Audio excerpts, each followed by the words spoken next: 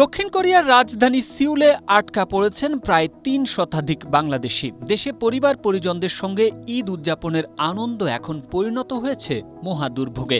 যাত্রীদের এই জিম্মি দশাকে পুঁজি করে মন্ত্রণালয় এবং বেসামরিক বিমান চলাচল কর্তৃপক্ষ বেবি চককে ব্ল্যাকমেইল করে ফ্লাইট পরিচালনার অনুমতি নেওয়ার চেষ্টা করছে এয়ার প্রিমিয়া। তবে নিয়ন্ত্রক সংস্থা বেবি চক বলছে, মন্ত্রণালয় থেকে অনুমতি না পাওয়া পর্যন্ত এয়ার প্রিমিয়ারের কোনো উড়োজাহাজ অবতরণ করতে দেওয়া হবে না ঢাকায়। জানা গেছে, বেসামরিক বিমান পরিবহন ও পর্যটন মন্ত্রণালয়ের নিষেধাজ্ঞার পরও সিউল ঢাকা রুটে অবৈধ ফ্লাইট পরিচালনার উদ্যোগ নেয় দক্ষিণ কোরিয়া ভিত্তিক চার্টার্ড এয়ারলাইন্স এয়ার প্রিমিয়া, যার ফলে এখন ভোগান্তি পোহাতে হচ্ছে যাত্রীদের। সোমবার বেবি চকের একাধিক সূত্র জানায়, দুই প্রতিষ্ঠানের ওপর নিষেধাজ্ঞা এখনও বলবৎ আছে।